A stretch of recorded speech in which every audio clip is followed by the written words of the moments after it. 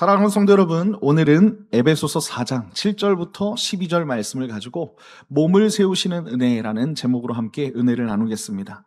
여러분, 아름다운 모자이크 그림을 잘 아시지요? 본 적도 있으실 겁니다.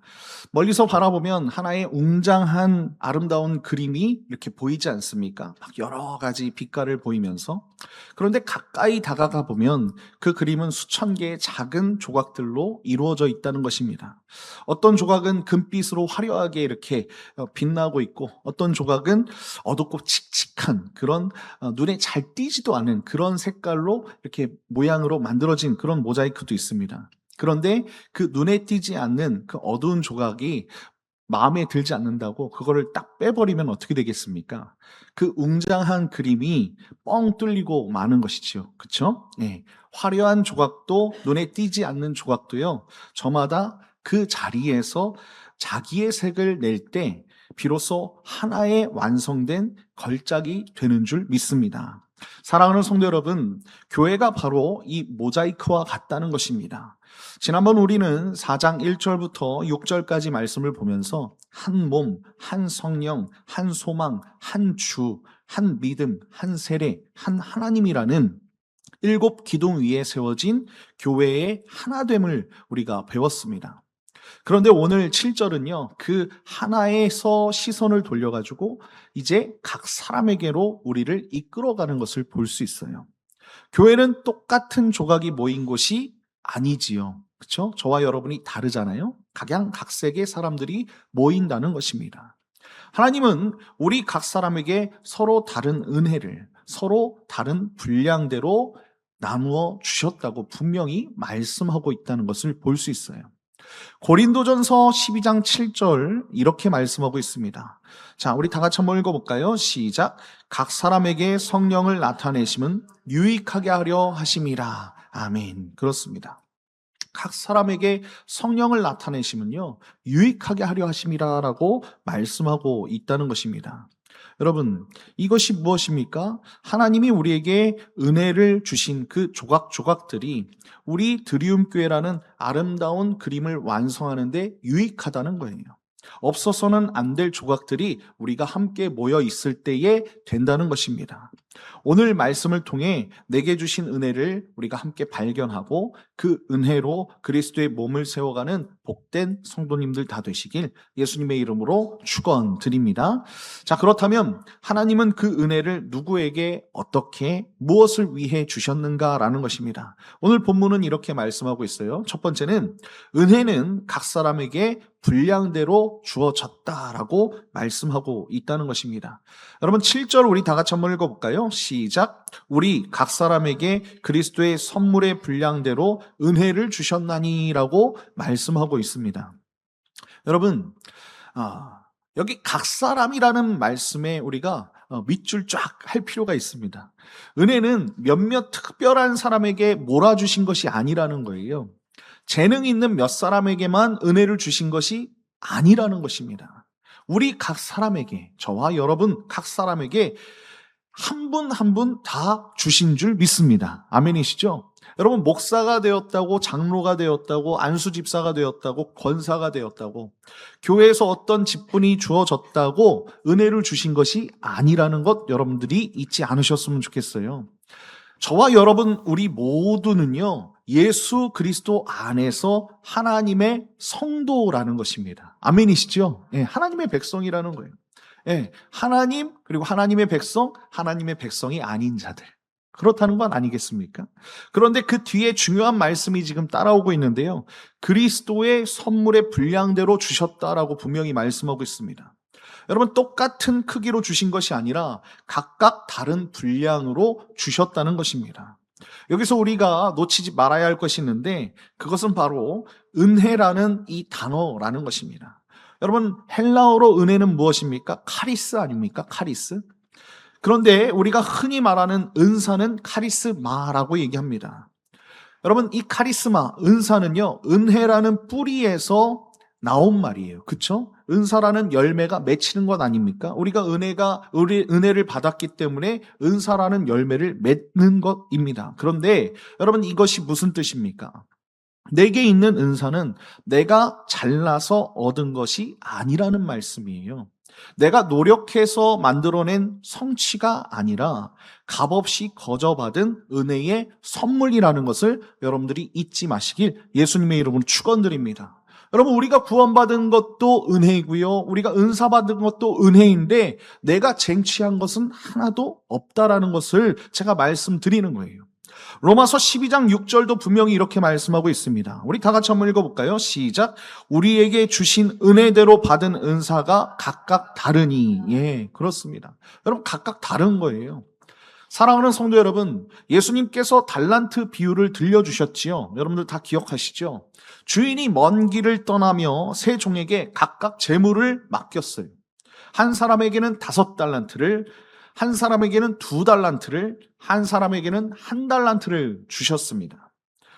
주인이 돌아와서 세무할 때 무엇을 물어보십니까? 너는 왜 5달란트밖에 받지 못했느냐? 뭐 이렇게 물어보신 것이 아니에요.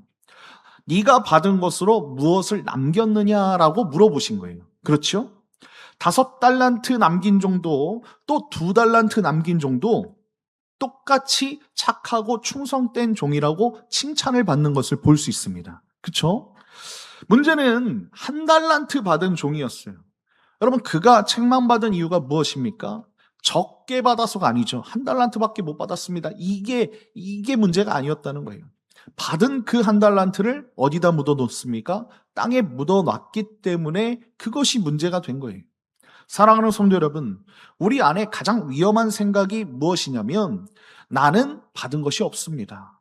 나는 저 사람보다 못합니다라는 그런 생각이라는 것입니다. 사랑하는 성도 여러분, 여러분들은 다 하나님의 은혜를 받은 줄 믿습니다. 그리고 우리는 비교해서는 안 된다는 거예요. 여러분, 이 핑계가 1달란트를 땅에 묻는 모습 아니겠습니까? 저 사람 5달란트 받고 저 사람 2달란트 받았는데 나는 1달란트 뿐이니 그냥 땅에 묻어놓자. 이게 핑계가 된다는 거예요. 또한 반대로 나만 은사가 있다라고 하는 그 교만도 위험이 될 수 있다는 것입니다. 여러분, 우리가 해야 할 일은 남과 비교하는 것이 아니라 하나님이 내게 주신 그 은혜의 분량을 발견하고 감사하는 것뿐이라는 것을 여러분들이 잊지 마시길 예수님의 이름으로 축원드립니다. 자, 그렇다면 성도 여러분, 이 은혜를 구체적으로 우리가 어떻게 사용해야 하는 것입니까? 거창한 것이 아니에요. 여러분, 말씀을 가르치는 은혜를 받은 성도는 다음 세대를 가르치는 그 자리에서, 그렇죠? 아니면 양육하는 그 자리에서 그렇게 그 은사를 사용하면 돼요. 섬기고 돌보는 은혜를 받은 성도는 병들고 지친 지체를 신방하는 자리에서 그 은혜를 사용하면 되는 것입니다. 그리고 기도의 은혜를 받은 성도는 교회의 골방에서 무릎을 꿇고, 그리고 물질의 은혜를 받은 성도는 나눔의 자리에서 각자 받은 그 분량을 꺼내어 사용하는 것이지요. 사랑하는 성도 여러분, 우리가 이렇게 살아야 되지 않겠습니까? 내 은사가 남의 것보다 크냐 작으냐 이것을 따지는 그런 삶이 아니라 내게 맡겨진 그 한 조각을 제자리에 놓는 거예요. 하나님이 원하시는 그 자리에. 작은 조각도 모자이크를 완성하는데 반드시 필요하듯이요, 여러분에게 주신 그 은혜의 조각이 우리 드리움교회라는 그 아름다운 그림을 완성하는데 꼭 필요한 줄 믿습니다. 내게 주신 은혜의 분량을 발견하고 그 자리에서 기쁨으로 섬기는 저와 여러분 다 되시길 예수님의 이름으로 축원드립니다. 자, 그렇다면 이 은혜의 선물은 도대체 어디서 왔느냐라는 것입니다. 오늘 본문은 우리에게 이렇게 말씀하고 있습니다. 두 번째는요, 은혜는 승리하신 왕이 나눠주신 선물이라 라고 말씀하고 있다는 거예요. 자, 오늘 본문 8절부터 10절인데요. 중요하니까 우리 다 같이 한번 읽어봤으면 좋겠습니다. 우리 다 같이 읽어봅시다. 시작. 그러므로 이르기를 그가 위로 올라가실 때에 사로잡혔던 자들을 사로잡으시고 사람들에게 선물을 주셨다 하셨도다. 올라가셨다 하셨은즉 땅 아래 낮은 곳으로 내려셨던 것이 아니면 무엇이냐. 내리셨던 그가 곧 모든 하늘 위에 오르신 자니 이는 만물을 충만하게 하려 하심이라. 아멘. 이 말씀이 조금 어렵죠? 그런데 누구를 이야기하는 것 같습니까? 예수 그리스도를 이야기하는 것입니다. 여러분, 사도 바울은요, 지금 8절에서 시편 68편 18절의 말씀을 인용하고 있어요. 제가 한번 읽어보겠습니다. 시편 68편 18절입니다.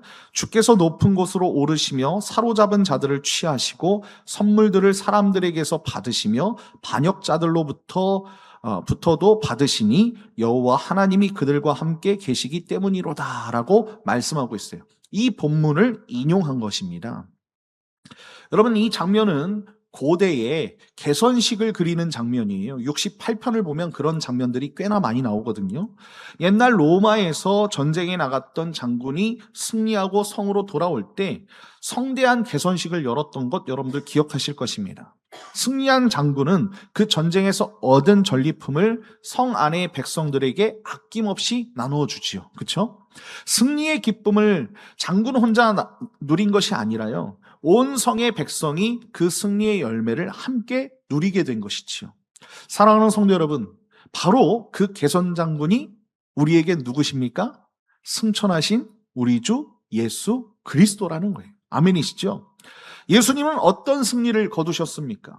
십자가에서 죄와 사망의 권세를 이기신 승리를 거두셨다는 거예요. 골로새서 2장 15절에는 분명히 우리에게 이렇게 말씀하고 있습니다. 우리 다 같이 한번 읽어보겠습니다. 시작. 통치자들과 권세들을 무력화하여 드러내어 구경거리로 삼으시고 십자가로 그들을 이기셨느니라. 아멘. 그렇습니다.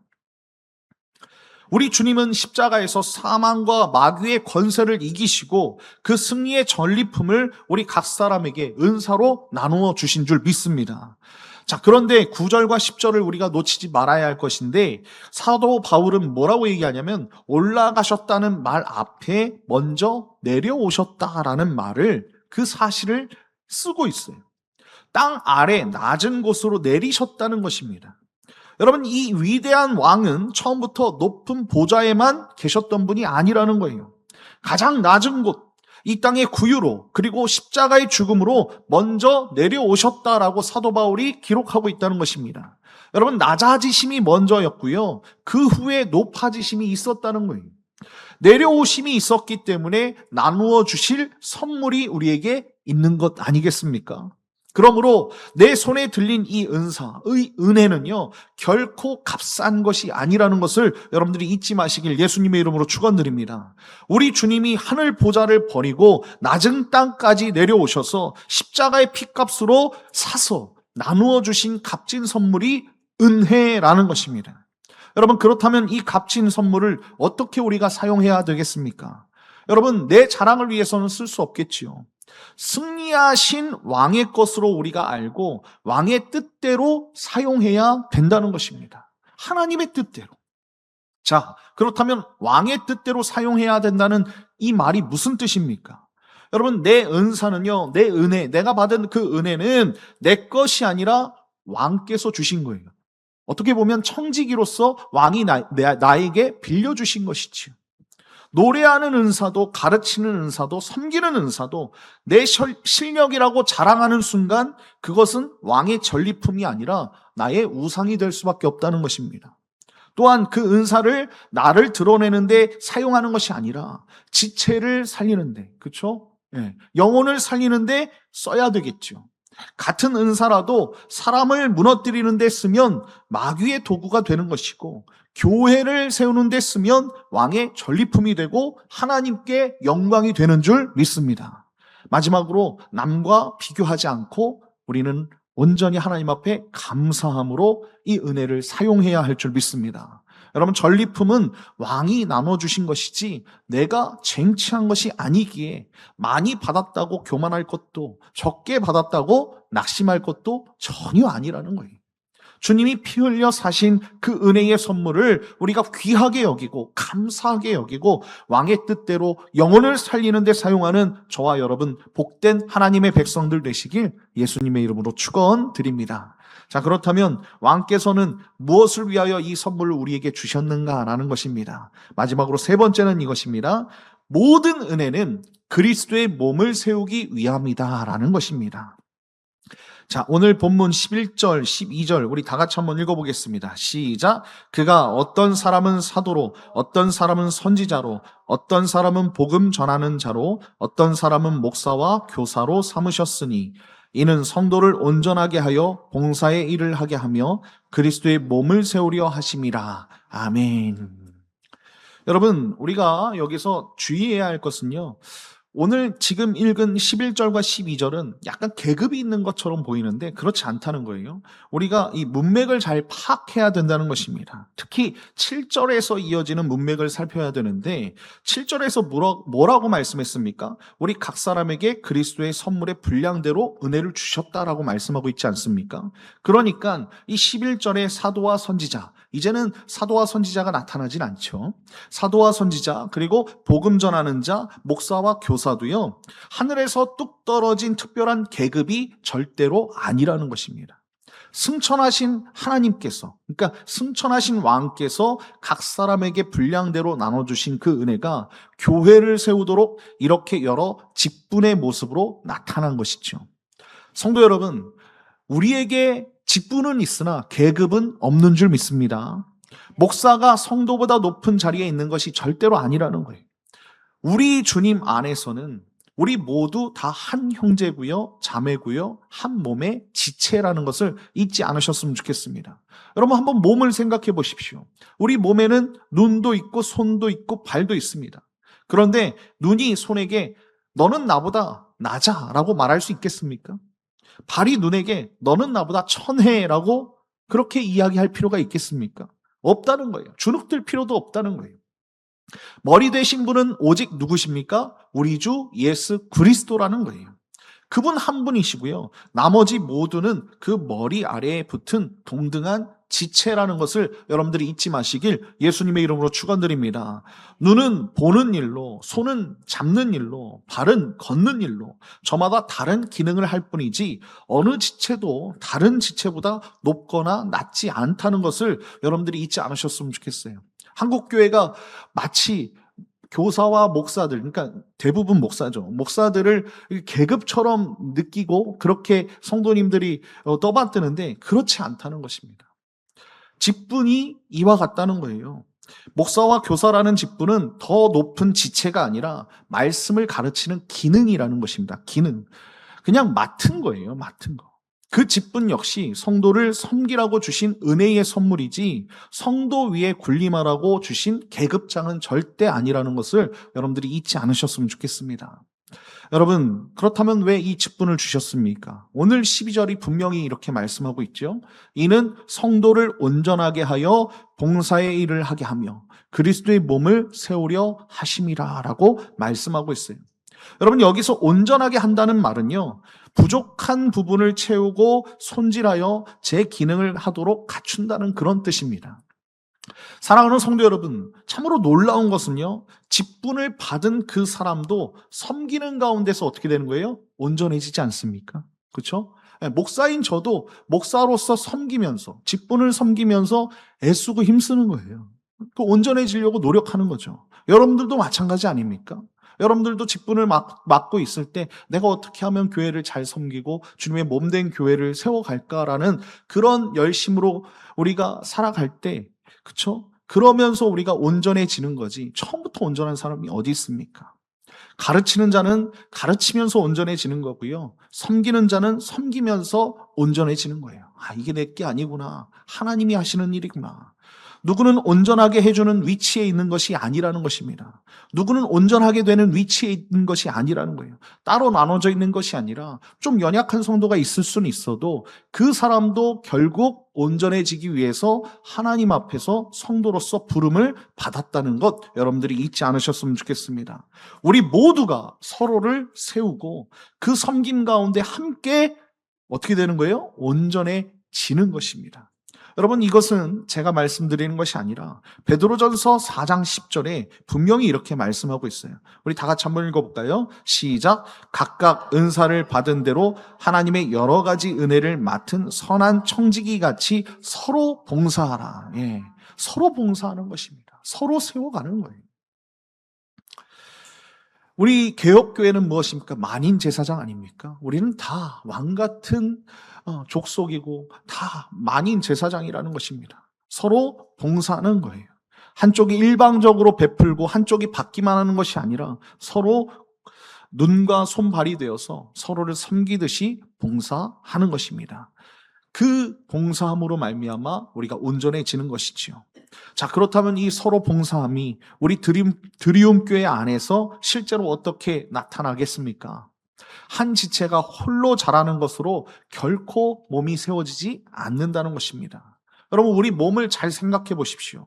눈이 아무리 밝게 길을 본들 발이 걸어주지 않으면 한 걸음도 나아갈 수 없지 않습니까? 손이 아무리 부지런히 일을 해도 눈이 방향을 봐주지 않으면 헛손질이 되는 거예요. 지체와 지체가 서로 맞물려서 협력할 때 비로소 온전한 주님의 몸이 되는 줄 믿습니다. 교회가 이렇다는 것입니다. 가르치는 지체가 다음 세대를 말씀으로 세우면 기도하는 지체가 그들을 그 교육의 자리를 무릎으로 받쳐주고 섬기는 지체가 그 아이들을 따뜻하게 먹이고 돌보는 것 아니겠습니까? 그리고 전도하는 지체가 병점의 한 영혼을 품고 교회 문 앞에까지 데리고 오면 맞이하는 지체가 그를 품고 양육하는 지체가 그를 채워가고 세워가는 것이지요. 사랑하는 성도 여러분, 이것이 바로 하나님의 몸된, 주님의 몸된 교회를 세우는 모습인 줄 믿습니다. 나 혼자 은사를 발휘하는 그런 것이 아니라 내 은혜의 조각이 옆 지체의 은혜의 조각과 맞물려서 하나의 그 모자이크와 같은 그림을 완성해 가는 것이라는 것을 여러분들이 잊지 않으셨으면 좋겠어요. 그러므로 우리는 서로 이렇게 바라봐야 할 줄 믿습니다. 저 지체가 없으면 내 은사도 온전히 쓰지 못할 수 있다. 내가 받은 이 은혜를 저 지체와 맞물릴 때 비로소 우리는 열매를 맺는다. 저는 이것을 가정에서 먼저 실천하셨으면 좋겠습니다. 가정에서 서로 너무 다르잖아요. 내 뱃속으로 낳은 자식도 내 마음과 달라요. 그런데 그 자녀가 없으면 내가 성장할 수 없다는 것 여러분들 잘 아시지 않습니까? 그러니까 서로 맞물려서 서로 화합해서 그렇게 가정에서 먼저 주님의 몸된 교회를 이루어 보시고 또 공동체, 우리 교회 공동체, 가정 공동체잖아요. 가정이 모여서 교회 공동체를 우리가 이루게 되는데 그 가정 공동체가 잘 되게 되면 이 교회 공동체도 서로 잘 맞물릴 줄 믿습니다. 이 마음으로 서로를 귀히 여기고 서로의 자리를 존중하며 내 은혜의 분량을 기꺼이 내어놓아 옆 지체와 손을 맞잡을 때 우리 드리움 교회는 사람의 힘이 아니라 하나님의 은혜로 세워져 갈 줄 믿습니다. 그리고 그 모든 섬김이 향하는 목적지가 어디일까요? 그것은 바로 12절 하반절에 있죠. 그리스도의 몸을 세우려 하심이라 라고 말씀하고 있지 않습니까? 여러분, 내가 받은 은혜의 조각도 저 지체가 받은 은혜의 조각도 결국은 그리스도의 몸된 교회를 세우라고 주신 은혜라는 것입니다. 여기 계신 모든 성도가 한 몸의 한 귀한 지체로서 받은 은혜, 우리가 받은 은혜가 있지 않습니까? 서로 섬기며 함께 예수 그리스도의 몸을 세워가는 복된 성도님들 다 되시길 예수님의 이름으로 축원드립니다. 결론입니다. 사랑하는 드리움교회 성도 여러분, 옛날 솔로몬이 성전을 완공했을 때요, 사람들은 그 웅장하고 화려한 성전을 보면서 아주 감탄을 합니다. 그런데요, 성도 여러분, 그 성전이 어떻게 세워졌는지 한번 생각해 보십시오. 그 성전은 그냥 저절로 세워진 것이 아닙니다.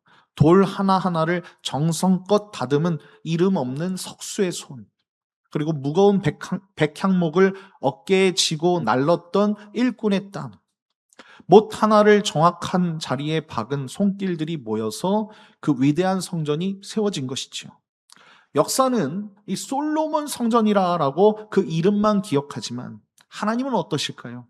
그 성전을 세운 이름 없는 각 사람들의 그 손길 하나하나를 다 기억하시는 줄 믿습니다. 사랑하는 성도 여러분, 우리 드리움교회라는 성전도 똑같은 거예요. 저와 여러분이 교회 아닙니까? 그렇죠? 건물이 교회가 아니고 저와 여러분이 함께 모여 공동체를 이루고 함께 있을 때 거룩한 성전이 되는 줄 믿습니다. 우리 안에 성령님이 계시다는 거예요. 주보의 이름이 오르지 않아도, 우리 교회는 주보의 이름 오르지 않지만 주보의 이름이 오르지 않아도 앞에 나서지 않아도 보이지 않는 자리에서 기도하고 섬기는 각 지체의 은혜, 그 은사가 모여서 우리 교회가 세워지는 줄 믿습니다. 오늘 우리가 함께 나눈 말씀 여러분들 잘 기억하시고요. 우리의 봉사 원칙이 이랬으면 좋겠습니다. 하나님은 우리 각 사람의 분량대로 은혜로 선물을 주셨고, 그 은혜는 내가 쟁취한 것이 아니라 겸손하게 십자가 앞에서 그 승리하신 그 왕의 그 값을 치르고 나눠주신 선물이라는 것을 우리가 겸손하게 받아들이고, 그 선물의 목적은 주님의 몸된 그 교회를 세우는 데 있다는 것을 우리가 깨달았으면 좋겠습니다. 오늘 본문은 아니지만 에베소서 4장 16절을 읽어보겠습니다. 시작. 그에게서 통하여 도움을 받음으로 연결되고 결합되어 각 지체의 분량대로 역사하여 그 몸을 자라게 하며 사랑 안에서 스스로 세우느니라. 아멘. 그렇습니다. 여러분, 이 말씀은 각 지체의 분량대로 역사하여 그 몸을 자라게 한다라는 그런 말씀입니다. 성도 여러분, 내게 주신 은혜의 분량을 땅에 묻어두지 마십시오. 작은 은사라도 기꺼이 주님 앞에 기쁨으로 섬길 때 우리 교회는 자라가고 그 몸은 세워지는 줄 믿습니다.